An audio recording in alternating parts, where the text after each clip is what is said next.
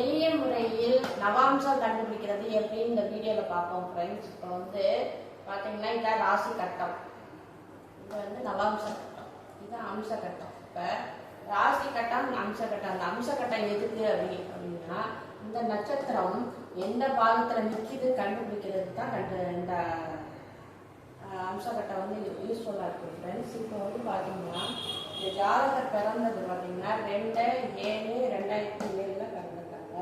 காலையில் 8:58 PM-க்கு நைட் வந்து 8:58 சாரி 8:58 PM-க்கு வந்து பிறந்திருக்காங்க.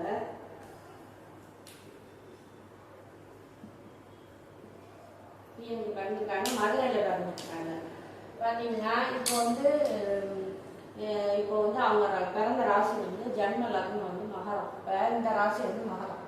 அப்போ மகர ராசி அங்கே சந்திரனும் அங்கே இருக்கிறாரு. அப்போ ஜன்ம லக்னம் வந்து மகர லக்னம், ராசியும் மகர ராசி. இப்போ இந்த கிரகங்கள்ல என்ன பாதத்துல இருக்கு கண்டுபிடிக்கிறத பத்தி பார்ப்போம் ஃப்ரெண்ட்ஸ். இப்போ சந்திரன் நிற்கிறது பார்த்தீங்கன்னா திருவோணம் 1ஆம் பாதத்துல நிற்கிது. அது எப்படி நிற்கிதுன்றத கண்டுபிடிப்போம். இப்போ பார்த்தீங்கன்னா இந்த மேசம், இந்த மேசத்துல இருந்து கடகம் வரைக்கும், இந்த கடகம் வரைக்கும் இது வந்து மேச மண்டலம் அப்படின்னு எடுத்துக்கணும். அப்புறம் வந்து இங்க சிம்மத்துல இருந்து விருச்சிக வரைக்கும் சிம்ம மண்டலம். இங்க தனுசுல இருந்து மீனம் வரைக்கும் தனுசு மண்டலம் அப்படின்னு நம்ம எடுத்துக்கணும். இப்போ வந்து எப்படி நட்சத்திர பாதங்கள் நிற்குதுன்றத பற்றி பார்ப்போம்.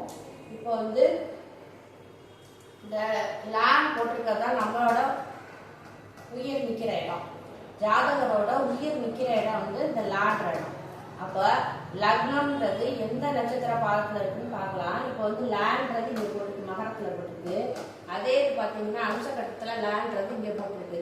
ஸோ என்ன சொன்னேன், இது வந்து மேஷ மண்டலம், இது சிம்ம மண்டலம், இது தனுசு மண்டலம். இப்படி 4 ராசிகளாக பிரிச்சுக்கணும். பிரிச்சுட்டு பார்த்தீங்கன்னா லக்னம் விழுந்தது பார்த்தீங்கன்னா திருவோணம் 3 அப்படின்னு. அப்போ நம்ம எப்படி கண்டுபிடிக்கணும் அப்படின்னா, இப்போ இந்தந்த நட்சத்திரங்கள் எந்தெந்த நட்சத்திரங்கள் என்னென்ன ராசியில் இருக்குன்றத வந்து நம்ம வந்து எப்படி ஐடென்டிஃபை பண்ணுறது அப்படின்ட்டு பார்ப்போம். இப்போ வந்து மேச மண்டலம், சிம்ம மண்டலம், தனுசு மண்டலம் இருக்கு. இப்போ பார்த்தீங்கன்னா இங்கே என்னென்ன நட்சத்திரங்கள் நிற்கும் அப்படின்றத பார்ப்போம். இங்கே நிற்கக்கூடிய நட்சத்திரங்கள் பார்த்தீங்கன்னா இந்த மேலே பார்த்தீங்கன்னா இங்கே நிற்கக்கூடிய நட்சத்திரங்கள் பார்த்தீங்கன்னா இப்போ வந்து இந்த மேஷ மண்டலத்தில் என்னென்ன நட்சத்திரங்கள் நிற்கும் அப்படின்றத பார்ப்போம். இப்போ மேஷ மண்டலத்தில் பார்த்தீங்கன்னா சந்திரன், கேது, குரு, இந்த நட்சத்திரங்கள் மட்டும் இந்த ராசியில நிற்கும். அடுத்து சிம்ம மண்டலத்தில்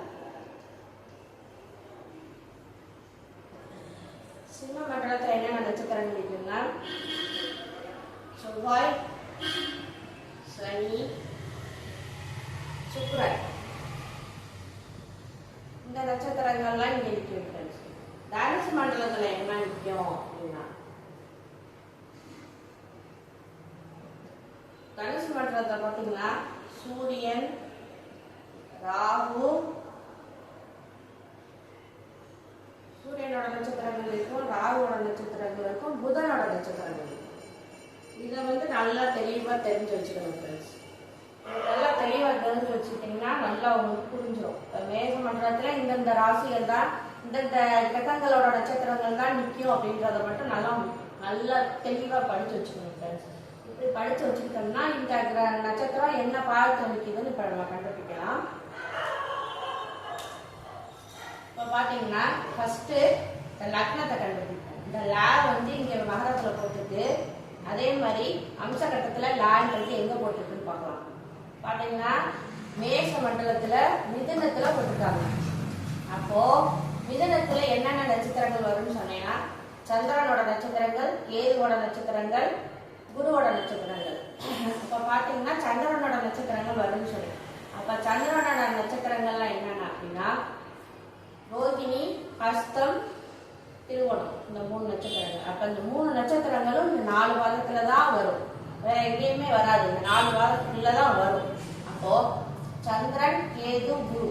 அப்ப சந்திரன் நிக்கிறது பாத்தீங்க எங்க நிக்குது அப்படின்னா லக்னம் தானே இப்ப கண்டுபிடிக்கிறோம். அப்ப லக்னம் எங்க நிக்குதுன்னா இங்க போட்டுட்டாங்க, மிதுனத்துல போட்டுட்டாங்க.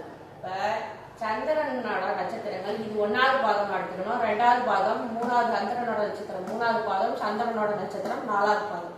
ஸோ நம்ம எப்படி கண்டுபிடிக்கணும் அப்படின்னா சந்திரன் பார்த்தீங்கன்னா மேஷத்திலேயே இருக்கு, 1வது பாதத்துல இருக்கு. இதை வந்து 1 2 3 4 அப்படி எடுத்துக்கணும்.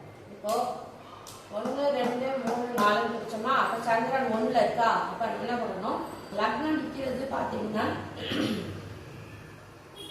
அப்ப சந்திரனோட நட்சத்திரங்கள் பார்த்தீங்கன்னா ரோகிணி, ஹஸ்தம், திருவோணம். அப்போ இங்க என்ன நட்சத்திரம் வரும்னு பார்க்கணும். அப்ப இங்க என்னென்ன நட்சத்திரங்கள் வரும் அப்படின்னு பார்த்தீங்கன்னா இங்க விழுகிற நட்சத்திரங்கள் உத்திராடம், திருவோணம், அவிட்டம், இந்த 3 நட்சத்திரங்கள் வரும். அப்போ சந்திரனோட நட்சத்திரங்கள் திருவோண நட்சத்திரம் வரும். அப்ப சந்திரனோட நட்சத்திரம் திருவோண நட்சத்திரம் தான், இங்க திருவோணம் தான் நீங்க எடுத்துக்கணும். அப்ப திருவோணத்தை எடுத்துட்டீங்கன்னா திருவோணம் 1, திருவோணம் 2, திருவோணம் 3, திருவோணம் 4, இப்படி 4 பாதங்களும் இங்க வந்து வந்துடும். அப்ப பாத்தீங்கன்னா 1வது பாதத்துல இருக்கிறதுனால சந்திரன் நிக்கிறது பாத்தீங்கன்னா திருவோணம், சந்திரன் நிக்கிறது திருவோணம் 1ல எடுத்துக்கலாம். அப்ப லக்னம் பார்த்துட்டு இருக்கோம், லக்னம் பாத்தீங்கன்னா மிதுனத்துல இருக்கு, அப்ப 3வதுல திருவோணம் 3ல இருக்கு. அப்ப லக்னம் நிக்கிறது திருவோணம் 3 அப்படின்னு எழுதியிருக்கோம் ஃப்ரெண்ட்ஸ். நெக்ஸ்ட் அடுத்து வந்து சந்திரன். சந்திரன் எங்க நிற்கிறாரு பாத்தீங்கன்னா மேஷ மண்டலத்தே இருக்காரு. அப்போ இங்க விழுகிற நட்சத்திரம் என்ன நட்சத்திரம் திருவோண நட்சத்திரம். அப்ப திருவோணம் 1, திருவோணம் 2, திருவோணம் 3, திருவோணம் 4. அப்ப திருவோணம் சந்திரன் இங்க நிற்குதா. அப்போ சோ என்ன நட்சத்திரம் எடுத்துக்கணும் திருவோணம் 1. அப்ப சந்திரன் நிக்கிறது பாத்தீங்கன்னா திருவோணம் 1 அப்படின்னு தூக்கி எழுதியிருக்கேன். நெக்ஸ்ட் அடுத்த கிரகம் ராகு. அடுத்த என்ன கிரகம்னா ராகு இருக்காரு. அப்போ ராகு என்ன சாரத்துல இருக்காரு அப்படின்னு பாத்தீங்கன்னா இந்த ராசி வந்து கும்பராசி. இந்த கும்பராசியில பாத்தீங்கன்னா இங்க என்ன நட்சத்திரங்கள் முடிஞ்சு உத்திராடம், திருவோணம், அவிட்டம் முடிஞ்சுச்சா.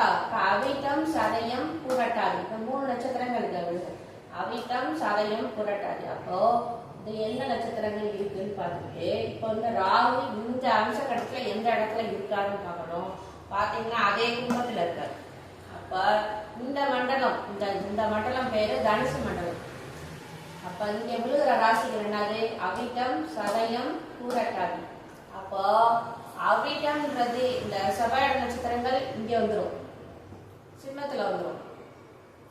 அவிட்டம், சதயம், பூரட்டாதி அப்படி பிரிக்கணும். இப்ப அந்த வர்ற நட்சத்திரங்கள் எப்படி பிரிக்கணும் அப்படின்னா அப்ப விழுகிற நட்சத்திரம் அவிட்டம். அப்ப செவ்வாய் எந்த நட்சத்திரத்துல வரும் சிம்ம மண்டலத்துல வரும். அப்ப அவிட்டம் இந்த சிம்ம மண்டலத்துல இருந்து எண்ணி வர அவிட்டம் 1, அவிட்டம் 2, அவிட்டம் 3, அவிட்டம் 4. சரிங்களா. அடுத்து அவிட்டத்துக்கு அப்புறம் என்ன நட்சத்திரம் சதய நட்சத்திரம். அப்ப சதயம் எங்க வரும் ராகுவோட நட்சத்திரங்கள் எங்க வரும் தனுசு மண்டலத்துல வரும். அப்ப சதயம் 1, சதயம் 2, சதயம் 3, சதயம் 4. இப்ப 4 நட்சத்திரங்கள் வந்துருச்சா, 4 பாதங்கள் வந்துருச்சு. அப்ப ராகு என்ன நட்சத்திரத்துல இருக்காரு அப்படின்னா சதயம் 3, சதயம் 3 இந்த இருக்குங்களா, சதயம் 3 அப்படி நம்ம பிரிக்கணும். நெக்ஸ்ட் இந்த செவ்வாயோட நட்சத்திரங்கள் மேஷ ராசியில செவ்வாய் இருக்காரு. இந்த செவ்வாயோட நட்சத்திரங்கள் எங்க இருக்கு அப்படின்னு சொல்லி பாத்தீங்கன்னா செவ்வாய் இப்ப இந்த இடத்துல என்னென்ன நட்சத்திரங்கள் விழுகும், மேஷத்துல என்ன நட்சத்திரங்கள் விழுகும். ஃபர்ஸ்ட் என்னது அஸ்வினி 1, 2, 3, 4 பாதங்கள், பரணி 1, 2, 3, 4 பாதங்கள், கிருத்திகை 1ஆம் பாதம். இப்படி 9 பாதங்கள் இதுல இருக்குமா.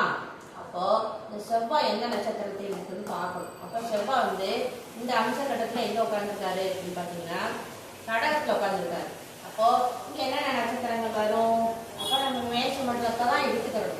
இப்ப மேஷ மண்டலத்துல என்னென்ன நட்சத்திரங்கள் வரும்னு பார்த்தோம். சந்திரன், கேது, குரு 3 நட்சத்திரங்கள் வருமா. அப்போ இங்க என்ன நட்சத்திரங்கள் இருக்குன்னு கண்டுபிடிக்கணும். அப்போ இங்க என்ன நட்சத்திரம்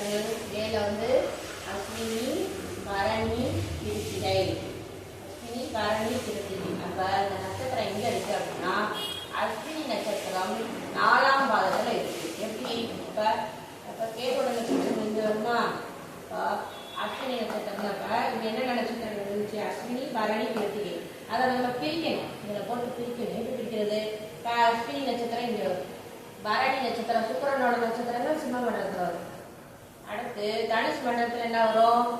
சுக்கிரன் சனியோட நட்சத்திரங்கள் வரும். தனுஷ் மண்டலத்தில் பார்த்தீங்கன்னா என்னது? அஸ்வினி, பரணி, கிருத்திகை. கிருத்திகை வந்து தனுஷ் மண்டலத்தில் வரும். கிருத்திகை 1, கிருத்திகை 2, கிருத்திகை 3, கிருத்திகை 4. அப்படி இந்த வருகிற பாதங்களை இந்த அம்சக்கடத்தில் நம்ம அப்படியே பிரிச்சோம்னா நம்மளுக்கு வந்து இது ஈஸியாக புரிஞ்சிடும் ஃப்ரெண்ட்ஸ். பார்த்தீங்கன்னா அடுத்து வந்து என்ன கண்டுபிடிப்போம்? அஸ்வினி செவ்வாய் நிற்கிறது பார்த்தீங்கன்னா அஸ்வினி 4ஆம் இடத்துல. நெக்ஸ்ட் பார்த்தீங்கன்னா அடுத்த கிரகம் வந்து புதன். புதனை கண்டுபிடிப்போம். இப்போ இந்த புதன் பார்த்துட்டிங்கன்னா இங்கே என்ன நட்சத்திரங்கள் வருதுன்னு ஃபர்ஸ்ட் எடுத்துக்கணும். என்ன நட்சத்திரங்கள் வருது? இந்த கிருத்திகை 1ல் முடிஞ்சா அப்போ கிருத்திகை 2, 3, 4ஆம் பாதம், ரோகிணி 1, 2, 3, 4ஆம் பாதம், மிருகசிரீசம் 1, 2 அப்படின்னு முடியுது. அப்போ கிருத்திகை, ரோகிணி, மிருகசிரீசம். அப்போ கிருத்திகைன்றது நம்ம எங்க ஒரு சூரியன் நடக்காம கிருத்திகைன்றது சூரிய நட்சத்திரம். கிருத்திகை, ரோகிணி, மிருகசிரீசம் இப்படி பிரிச்சுக்கணும். இப்ப புதன் பகவான் எங்க இருக்காரு பார்த்தீங்கன்னா புதன் வந்து எங்க இருக்காரு? கண்ணில உட்காந்துருக்காரு. இப்போ புதன் நிக்கிற நட்சத்திரம் என்ன நட்சத்திரம் கண்டுபிடிக்கிறது? அப்ப கிருத்திகை, ரோகிணி, மிருகசிரீசம். அப்ப கிருத்திகை, ரோகிணி, மிருகசிரீசம். மிருகசிரீசம் 1, மிருகசிரீசம் 2, மிருகசிரீசம் 3, மிருகசிரீசம் 4. செவ்வாய் நட்சத்திரம் இங்கே தானே வரும். அப்ப புதன் நிக்கிறது பாத்தீங்க அப்படின்னா மிருகசிரீசம் 2ல நிக்கிறாரு. இங்க மிருகசிரீசம் 1னா இங்க மிருகசிரீசம் 2 அப்படி எடுத்துக்கணும். நெக்ஸ்ட் சூரியன் நிக்கிற நட்சத்திரங்களை பார்ப்போம். இப்போ வந்து இங்க சூரியன் இருக்காருன்னா இந்த கட்டத்தை மட்டும் எடுத்துக்கணும். இந்த கட்டத்துல என்னென்ன நட்சத்திரங்கள் வருதுன்றத நம்ம பார்க்கணும். இப்ப மிருகசிரீசம் 3, 4 பாதங்கள் வரும். திருவாதிரை 1, 2, 3, 4, புனர்பூசம் 1, 2, 3 வரைக்கும் வரும். அப்போ நம்ம இந்த நட்சத்திரங்கள்லாம் நல்லா கட்டத்தில் உள்ள நட்சத்திரங்கள் நல்லா ஃபிங்கர் டிப்ல இருந்தா தான் நம்ம டக்குன்னு நம்ம வந்து எடுக்க முடியும். இந்த இதில் வந்து குழப்பம் இருந்துச்சுன்னா இங்கே என்ன நட்சத்திரங்கள் வந்து யோசிச்சுட்டே உட்காந்துட்டு இருக்கும். அப்போ இந்த கட்டத்தில் என்னென்ன நட்சத்திரங்கள் இருக்கு நல்லா அக்யூரேட்டா தெரிஞ்சாதான் நம்ம வந்து பலம் எடுக்கிறது வந்து ஈஸியாக இருக்கும். இப்போ பார்த்தீங்கன்னா நான் நட்சத்திரங்கள் சொன்னேன். மிருகசிரீசம் 3, 4, திருவாதிரை 1, 2, 3, 4, புனர்பூசம் 1, 2, 3 முடிஞ்சிருச்சா? அப்போ சூரியன் இங்கே அச்சு கட்டத்தில் எங்க இருக்காரு அப்படின்னு பாத்தீங்கன்னா தனுசு மண்டலத்துல இருக்காரு. சரிங்களா? அப்போ சூரியன் நிற்கிறது பார்த்தீங்கன்னா இப்போ என்ன தனுசு மண்டலத்தில் என்ன நட்சத்திரங்களோ சூரியனோட நட்சத்திரங்கள் வரும், ராகுவோட நட்சத்திரங்கள் வரும், புதனோட நட்சத்திரங்கள் வரும். அப்போ சூரியன் நிற்கிறது பார்த்தீங்கன்னா இங்கே என்ன நட்சத்திரங்கள் சொன்னேன். இப்போ இங்கே ராகு வந்துருவாரு, மிருகசீரிஷம் இங்கே வந்துடும், திருவாதிரை இங்கே வரும், புனர்பூசம் வந்து பார்த்தீங்கன்னா அம்சகட்டத்தில் குரு பகவான நட்சத்திரங்கள் அம்சகட்டத்தில் மேசகட்டத்தில் வந்துடும். அப்போ சூரியன் நிற்கிறது ராகுவோட நட்சத்திரத்தில் நிற்கிது. அப்போ திருவாதிரை 1, திருவாதிரை 2, திருவாதிரை 3, திருவாதிரை 4. அப்போ திருவாதிரை 3ல வந்து நிற்கிறார், 3வது கட்டத்தில் கும்பத்தில் நிற்கிறார். ஸோ ராகு வந்து நிற்கிறது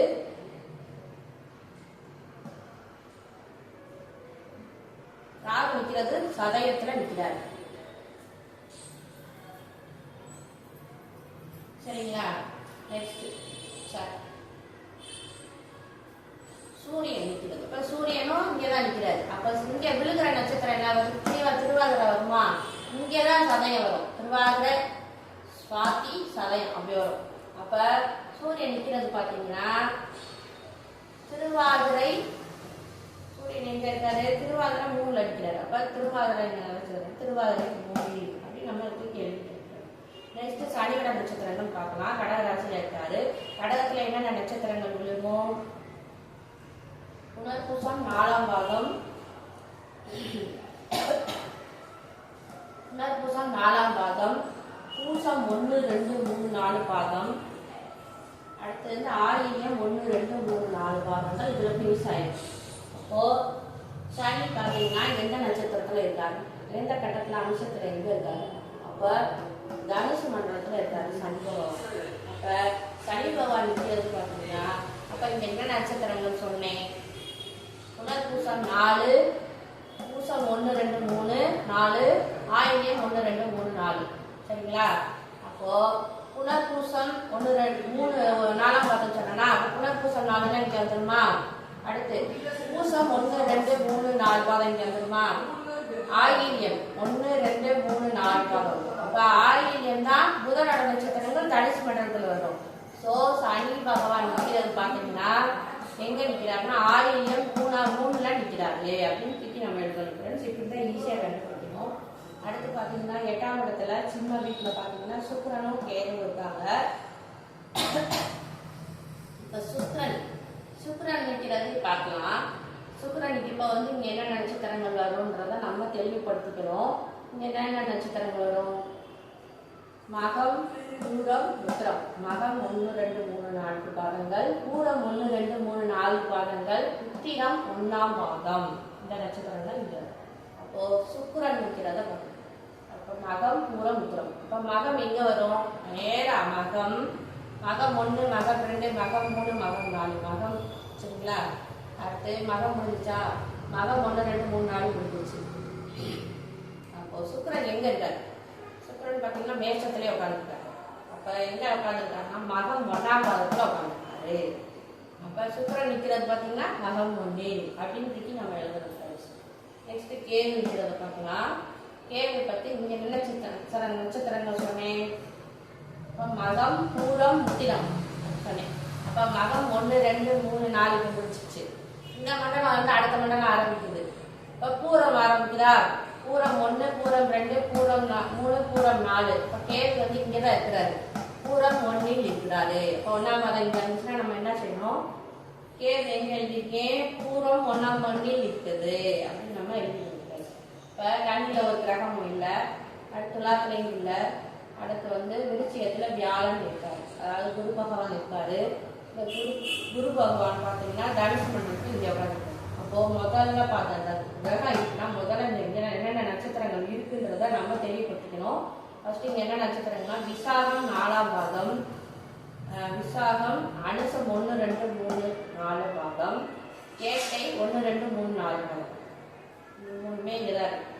அப்போ குரு பகவான் எங்க இருக்கிறாரு, வியாழன் எங்க இருக்கிறாரு அப்படின்னு பாத்தீங்கன்னா தனுசு மண்டலத்துல உட்கார்ந்துருக்காரு. என்னென்ன நட்சத்திரங்கள் சொன்னேன்? விசாகம் 4, விசாகம் 1, விசாகம் 2, விசாகம் 3, விசாகம் 4. அனுசம் வந்து அனுசம் வந்து என்ன சனியோட நட்சத்திரங்கள் சிம்ம மண்டலத்துல வரும்னு சொன்னா அனுசம் 1, அனுசம் 2, அனுசம் 3, அனுசம் 4. அடுத்து குரு பகவான் கேட்கறா. அடுத்து கேட்டை 1, கேட்டை 2, கேட்டை 3, கேட்டை 4. அப்ப கேட்டை 4ல வந்து உட்காந்துருக்காரு. கேட்டை 1ல உட்காந்துருக்காரு. கேட்டை 1ஆம் பாதம், கேட்டை 2, கேட்டை 3, கேட்டை 4ஆம் பாதம். இப்படி 4 பாதங்கள்ல ஃபர்ஸ்ட் இதுல உட்காந்துருக்கனால நம்ம என்ன எடுக்கணும் அப்படின்னா குரு பகவான் எங்க இருக்கிறாருன்னா கேட்டை 1 தானே எடுத்து சொன்னோம். கேட்டை 1 அப்படி இருக்கிறாருன்றதெல்லாம் தெளிவுபடுத்திக்கணும் ஃப்ரெண்ட்ஸ். இப்போ எல்லா கிரகங்களையும் பார்த்துட்டோம். இப்போ நம்ம தெரிஞ்சுக்க வேண்டியது என்ன அப்படின்னா எந்த ராசியில என்னென்ன நட்சத்திரங்கள் இருக்கு அப்படின்றத நல்லா தெரிஞ்சு வச்சுக்கணும். அதுக்கப்புறம் அம்ச கட்டத்தை வச்சு இது என்ன நட்சத்திர பாதத்துல இருக்கு. இப்ப இதுவே இல்லை, 2 கட்டம் மட்டும் நம்மளுக்கு கொடுத்துருக்காங்க. நம்ம இதுல கிரகங்கள் எப்படி இருக்குன்னு கண்டுபிடிக்கிறத நம்ம இந்த நட்சத்திரம் இங்க என்ன நட்சத்திரமா எந்த பாதத்துல உட்கார்ந்துருக்குன்றத கண்டுபிடிக்கிறதுக்கு இந்த 3 இந்த மேஷ மண்டலம், சிம்ம மண்டலம், தனுசு மண்டலம் 3லையும் என்னென்ன கிரகங்கள் அந்த இடத்துல வரும்ன்றத தெளிவா தெரிஞ்சுக்கிட்டோம் அப்படின்னா நம்ம வந்து பலன் எடுக்கிறதுக்கு ஈஸியா இருக்கும். 2வது இது என்ன நட்சத்திர காலில் நிக்குது, அந்த நட்சத்திர காலில் நிக்கிற சாரநாதன் யாரு, அவர் எங்க ஜாதகத்துல உட்கார்ந்துருக்காரு, அந்த எந்த ஆதிபத்தியத்துல உட்கார்ந்துருக்காரு, எந்த அசுபரா சுபரா அப்படின்னு பார்த்து பலன் எடுக்கிறதுக்கு ஈஸியா இருக்கு. ஸோ நல்லா தெரிஞ்சுக்க வேண்டியது என்னன்னா இது வந்து மேஷ மண்டலம், இது சிம்ம மண்டலம், இது தனுசு மண்டலம் அப்படின்றத மட்டும் நல்லா தெரிஞ்சு வச்சுக்கணும். இதை தெரிஞ்சுக்கிட்டாலே ஈஸியா பலன் எடுக்கிறது. இதுதான் பேஸ் மட்டும், அதாவது பேசிக் இதுதான். ஒரு பலன் எடுக்க போறோம் அப்படின்னா இந்த இதெல்லாம் நல்லா தெரிஞ்சா மட்டும்தான் நம்மளால பலன் எடுக்க முடியும். அப்ப அந்த நட்சத்திரம் வந்து என்ன சாரம் வாங்கியிருக்கு, சாரம் பார்க்காத ஜோதிடர் சோரம் போவார்னு ஒரு பழமொழி இருக்கு. அப்ப சாரம் தெரிஞ்சாதான் நம்ம வந்து பலன் எடுக்கிறதுக்கு ஈஸியா இருக்கு. இப்ப சாரமே எல்லாமே தெரியலன்னா பலன் சுத்தமாக வரவே வராது. அதனால 12 ராசிகள் 12 நட்சத்திரங்கள் என்னென்ன நட்சத்திரங்கள் ஒவ்வொரு ராசியிலும் இருக்கு அப்படின்றத நல்லா தெரிஞ்சுக்கிட்டு அதுக்கப்புறம் நம்ம வந்து பலன் எடுக்கணும். இந்த அம்ச கட்டத்தை வச்சும் பலன் எடுக்கலாம். இந்த ராசிக்கும் அம்சமும் ஒரு ஜாதகத்துக்கு இன்றியமையாத ஒன்று. ஸோ நல்லா தெரிஞ்சு வச்சுக்கோங்க. நல்லா தெரிஞ்சு வச்சுக்கிட்டா மட்டும்தான் இந்த அம்சத்தில் நிற்கிற கட்டங்களை நம்ம தெளிவுபடுத்திக்கணும். நெக்ஸ்ட் வீடியோவில் எப்படி பலன் எடுக்கிறதுன்றதை பற்றி பார்ப்போம். இந்த வீடியோ பார்க்குறவங்க எனக்கு வந்து சப்ஸ்கிரைப் பண்ணுங்கள், கமெண்ட் பண்ணுங்கள், லைக் பண்ணுங்கள். அப்போ தான் எனக்கு வந்து மோட்டிவேஷனாக இருக்கும். நெக்ஸ்ட் வீடியோ போடுறதுக்கு எனக்கு வந்து கொஞ்சம் யூஸ்ஃபுல்லாக இருக்கும் ஃப்ரெண்ட்ஸ். தேங்க்யூ.